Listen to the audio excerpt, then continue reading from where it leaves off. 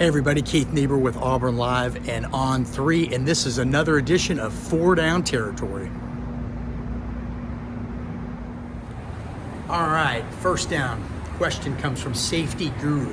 How quickly can the team be flipped if a change at the coaching position is made? Well, if you have a lot of talent, obviously, and we saw this in 2012 to 2013 with Auburn making a run at the national championship game, you can do anything really that first year. You can be competitive, you can be very good, but more often than not, there's a reason why you've made that coaching change, and that is not just play calling, not just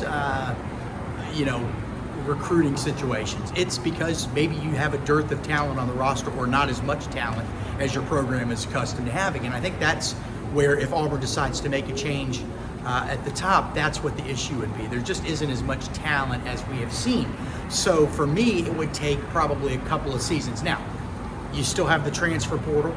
You still have the early signing period and the late signing period. Obviously, the portal being the big deal there because you can go out and grab guys left and right to then fill a roster up. But can you find, let's say, 8 to 10 difference makers in the transfer portal? Well, that's a lot to ask when you consider that a lot of other schools are in the same situation. They'll be going after those same guys. And then you have the elite programs right now that'll be looking to plug and place elite players. So big ask, and that's why I say flipping a roster realistically to get back to a solid 8+ win season probably is something that would take a couple of years. So if Auburn was to make a change, I would think next year, maybe a little lean.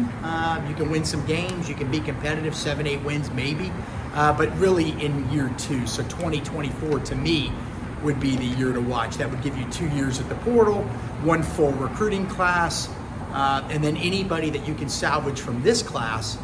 The transitional classes are always tough. They're not always where you have your best players on the roster, let's be honest. So I think if I was a new head coach at a school and if Auburn was to make a change and I was that coach at Auburn, I would think I would ask people to be patient and say by year 2, my program would be competitive and it's certainly trending in the right direction. All right, what's going on? Second down. Logan W. Adams asks, what is a realistic number of players Auburn can get from the junior colleges, the high school ranks, and transfer? So I guess you mean overall. What's a realistic number of players that Auburn can bring in between now and next season? Well, a couple things you need to know, and I needed to write this down because my short-term memory is so terrible. There's a 2-year waiver right now with the NCAA, and that means that you used to have to sign no more than 25 in a class, but they have, again, a 2-year waiver because when you go back to that COVID year and the amount of people that entered the portal, you had a lot of guys getting left in the portal that had no place to go because schools had limitations with the number of guys they could sign in any one class. Give an example of that. From the players that entered the portal in 2020 and 2021, as of this May, only 54%, that's it, 54% had landed at new schools. So they had to do something. So now you have a 2-year waiver, which basically says you can sign as many as you want in a year in any given cycle. Now, but here's the thing.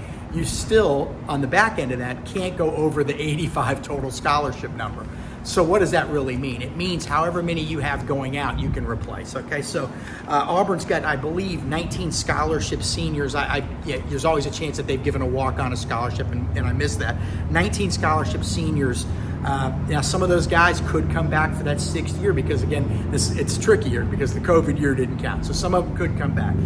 But 19 seniors on the roster and then 22 juniors, and we point that out because, obviously, after a junior year, a guy can leave. Those guys also could have multiple years back because of the COVID year that didn't count against them. So what we think, it's a lot of talking to get to the answer. At last check, Jeffrey Lee, who works with me at Auburn Live and On 3, we've heard that Auburn hoped to bring in about 30 guys. Again, you can't go over the 85. So it's just a matter of how many guys you're going to lose in the junior class, the senior class, other attrition. There may be a freshman that says, hey, I'm not playing, I want to leave, or a guy that's homesick. But that's what we have thought. Now, what is the breakdown? Well, we don't really know because we don't know how many Auburn's going to sign at the high school level. We think between probably 15 to 17 high school guys, maybe 3, 4, 5 junior college guys, and then could be up to 10 or more portal guys. So there's a lot to be determined. What you're really looking for is can't go over the 85, and then where are your biggest needs? And so what positions could Auburn maybe take a junior college guy or a portal guy? Well, depending upon what happens with the head coaching situation, quarterback's going to be a position where Auburn's probably going to have to go into the portal and get somebody.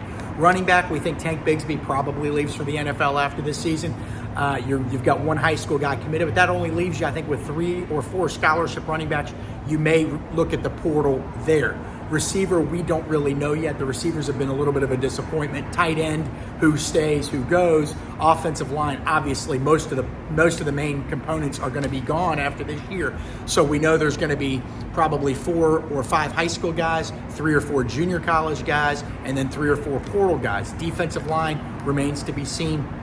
Linebacker, we think two pickups between high schools and junior college, probably high school, and then one later in the portal. And then defensive back, we don't know who's coming and going. A guy like Jalen Simpson, for instance, is a junior.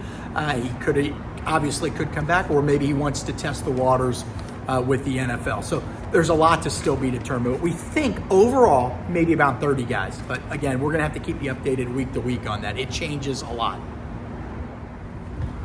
All right, third down. JHJ asks, a whole lot has been written about Brian Harsin and his staff's ability to recruit. Is it a major factor in leading to his job insecurity?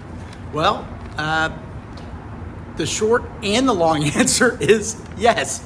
Yes, of course. I mean, because you have to be able to, if you're in the second year at a university, you have to be able to sell this vision to the fan base, to the people that make all the decisions above you, that you are headed in the right direction, right?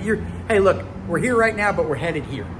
And so, and we'll talk about NIL in the next question on fourth down, but you only have 11 commitments right now. Your last recruiting class barely cracked the top 20, and that was including Trey Donaldson, a 4-star safety who probably is never going to play down to football because he's also a point guard on the basketball team. So barely, right at the top 20 mark, not a typical Auburn class. You haven't crushed it in the portal the last 2 seasons. You've done okay, but you haven't crushed it. And so you have to be able to sell this vision again. Where are you headed? So right now you've got 11 commitments. You're not in the top 25 of the recruiting rankings. Now, with NIL, could you finish stronger? Well, yes, and again, we'll get to that in a minute. That should be able to help. But if you're Brian Harsin and right now you have a top 10 recruiting class, let's say, and it's year 2, and this is your second full cycle, if you had that to sell everybody, I think you'd have a lot more people in your corner. Now, unfortunately for him, that just hasn't happened. You don't have a marquee quarterback committed. You have a good, solid running back. Offensive line, you have 3 guys committed, but nobody that you would say is a big-name guy right now. Receiver, you've got a couple guys committed that are solid, look like solid prospects.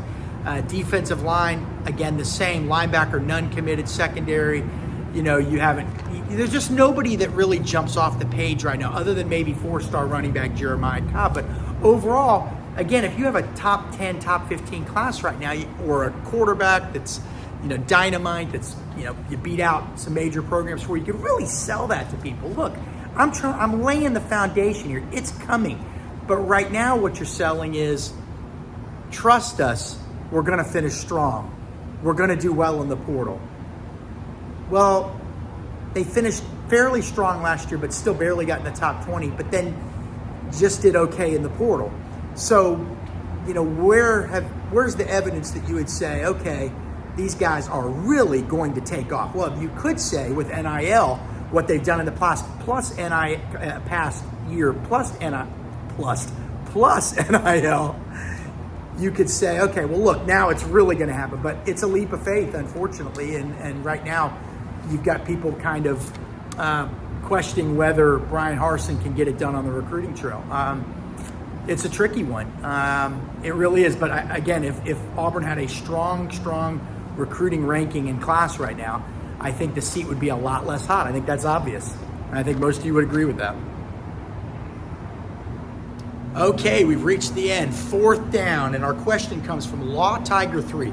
And that question is, has Auburn's NIL improvements made a difference? And I would say the answer to that is yes, and here's why.